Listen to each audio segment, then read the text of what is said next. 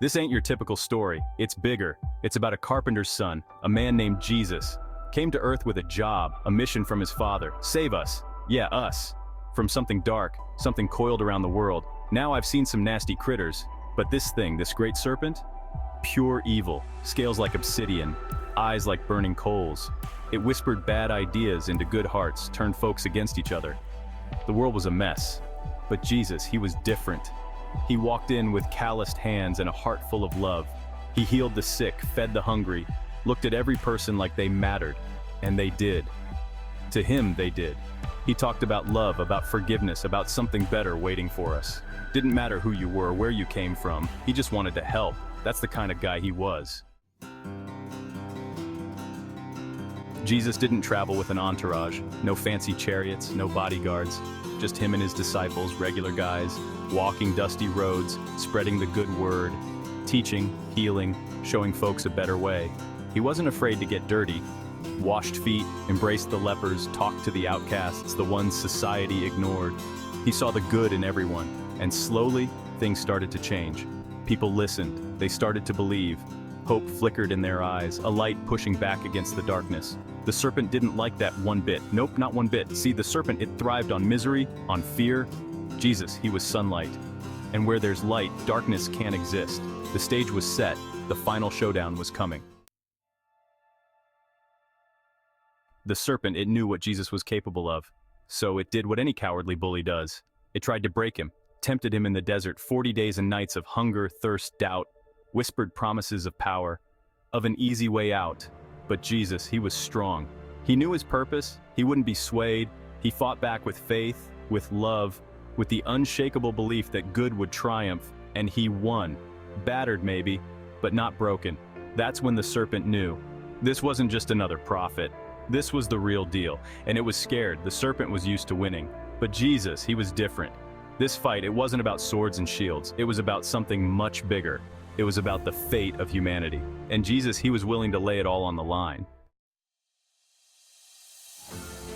Section 4, the serpent's challenge. The serpent, it couldn't let Jesus just walk around spreading his message of hope.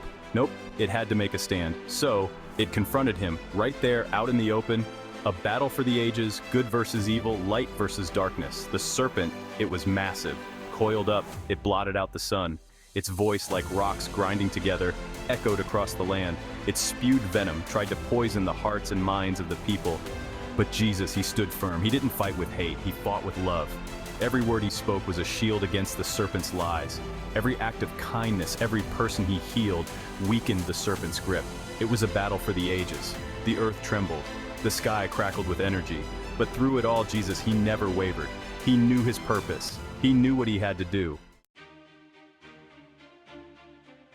Section 5, the light shines through. The serpent, it lashed out, its massive tail crashing down, splitting the earth.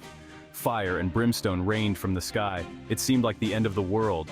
But Jesus, he didn't flinch. He raised his hands and a light, pure and brilliant, exploded outward. It pierced through the darkness, pushing back the serpent's shadow. The people, they looked up, hope flickering in their eyes. The light, it intensified, until the serpent cried out, a sound full of pain and rage. It writhed, trying to escape the light, but it was no use. Jesus, he held firm. He wouldn't let go, wouldn't let this evil poison the world. And then, silence. The light faded. The serpent, it was gone. Vanquished. Only a faint scar on the land remained, a reminder of the battle that had been fought and won. Section 6, a new dawn. The people, they rejoiced. They had witnessed a miracle. The darkness that had choked the world, it was gone, replaced by hope, by love, by the promise of a better tomorrow. Jesus, he had done it. He had saved them. He had given them a second chance. But his work wasn't done. He had shown them the way. Now it was up to them to follow it, to spread his message of love, of forgiveness, of hope. So, if you're feeling lost, if you're searching for meaning, remember this story. Remember the sacrifice that Jesus made. Remember the power of love. And remember there's always hope, even in the darkest of times. Like this story? Share it. Subscribe for more. Let's spread the word together.